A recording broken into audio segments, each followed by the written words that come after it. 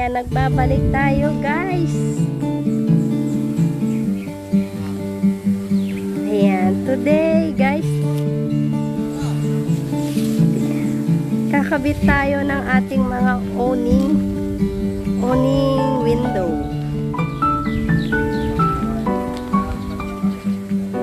Tingnan natin mga ka-builders, yung mga kulang na ating awning. Ayan, may pa-screen pa tayo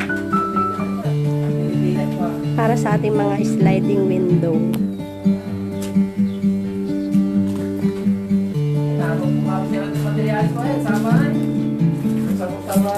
Ito yung sa ating kitchen.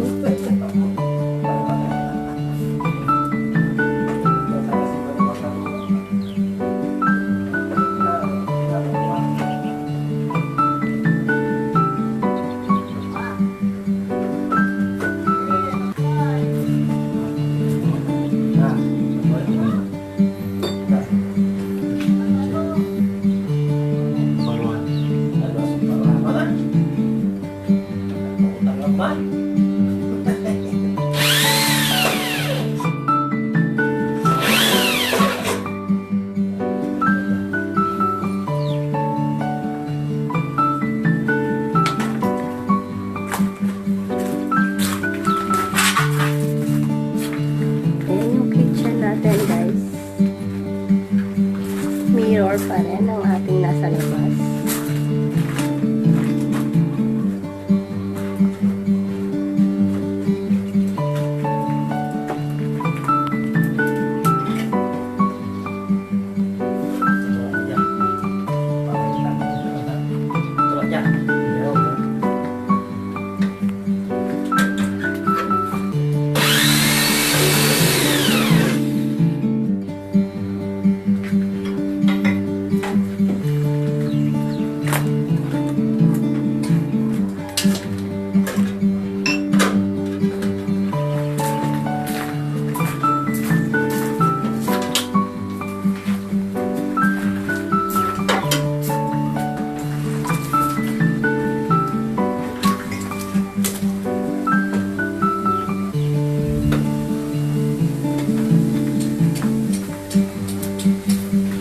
Ano yung screen na yan para sa sliding window yun?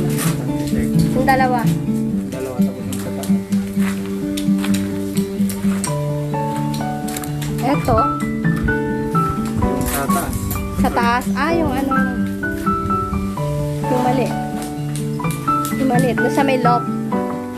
Ito yung sa ating loft. Isa lang ba talaga to? Isa lang. Tapos tag-isa doon sa dalawang malaking sliding. Okay. Wala pa yung sa pintuan. Wala pa. Tapos yung mga single. Tatlo yung single, di ba?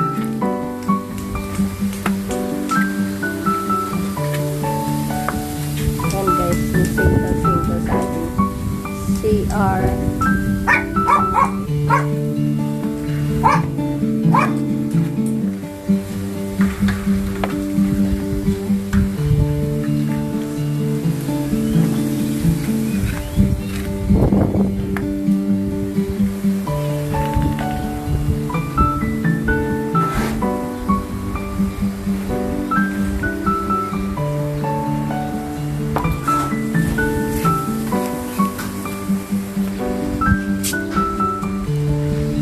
Keep watching mga ka-builders.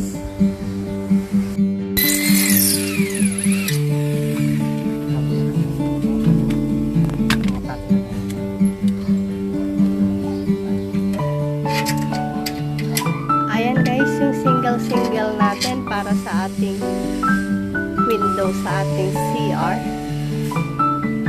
Sa ating CR dyan sa ating first floor.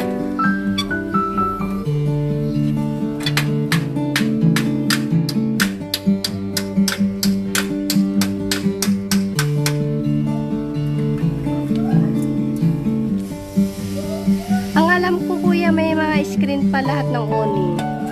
Wala, hindi na mailalagay yung screen dyan. May grills.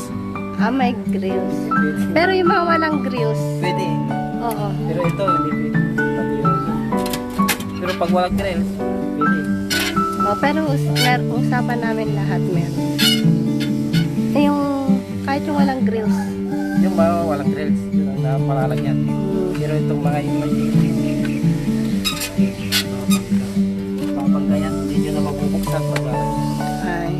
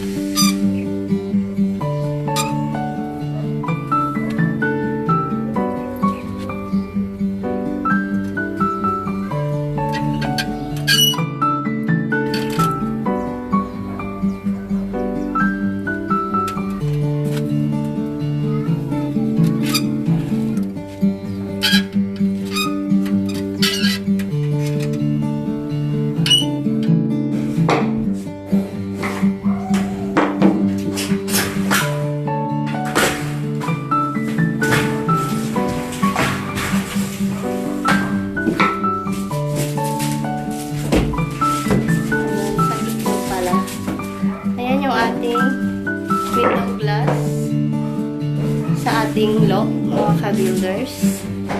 Yan, meron na siyang screen. Ayan.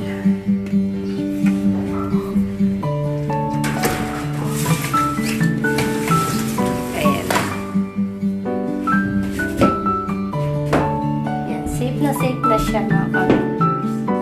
Tinanawan natin yung malaki.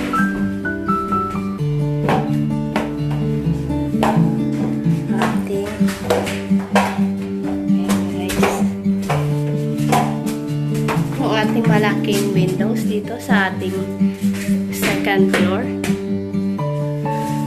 Ayan, meron na rin.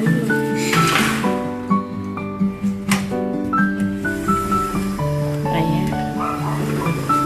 Siyempre, kahit ganyan, meron siyang screen. Keep watching, mga ka-builders. Thank you, thank you. Ayan, shoutout pala sa ka-vlogger natin, The Explorer, Randiero, at Chin the Dreamer. Ayan, thank you mga ka-builders, ka-vlogger sa picture ng aming munting project. Yan, thank you mga ka-builders. God bless po sa